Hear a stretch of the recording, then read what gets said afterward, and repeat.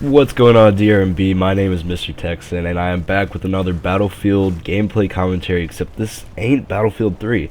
It's some good old Bad Company 2 rush attack on Valparaiso. Now, I decided to hop on this because I wasn't really having that much fun with Battlefield 3 lately, and as soon as I hopped on this, it felt like a brand new game. You know, aside from me driving like a crazed drunken man right now, I was having a blast playing with some subscribers and performing as a team, just not taking it too seriously. Now, before I get into this video, I'd just like to say that I'm closing the submissions for the DRMB Community PTFO montage soon. So if you have any awesome PTFO clips, which is objective gameplay, in any of the battlefields in HD, upload them unlisted to YouTube and email them to drmb.ptfoclips@yahoo.com.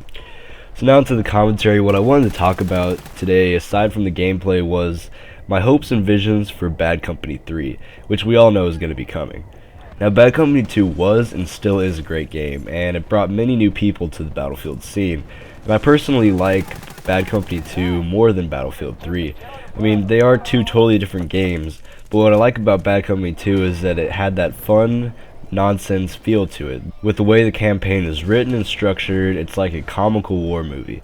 And the words that the online characters say are funny, and it keeps bringing me back to the game, although it was 2 years old.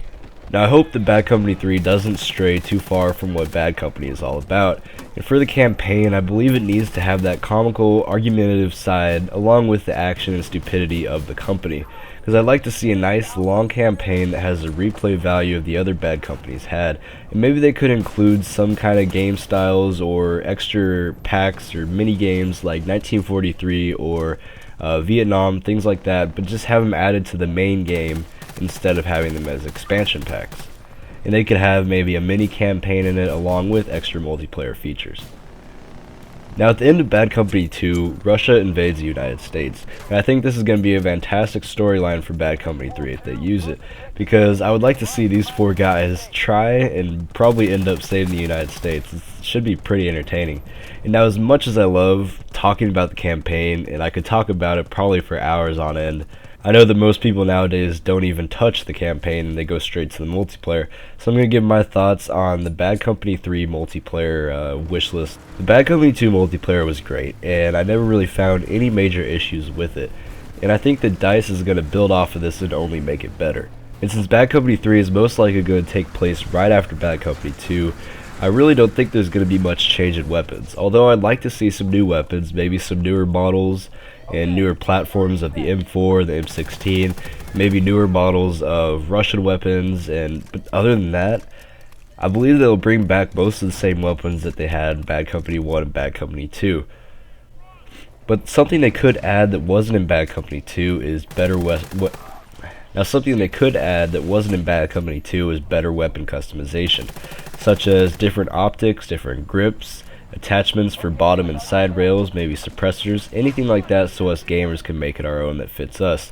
Because I've been recently playing the Ghost Recon Future Soldier beta, and the customization in there is crazy. There's like a bunch of different foregrips you can add. You can unscrew certain things and change gas systems and do all this crazy stuff in the gunsmithing section of the game. And if they add something like this, is going to make Bad Company 3 stand out from basically all the other first-person shooters. Because I know one thing as being a first-person shooter gamer is I love customization. I love making it my own, and I'm sure a lot of y'all love making it your own too. And so if that's something they include, it's going to be great for publicity, it's going to be great for trailers, it's going to be great for the game itself.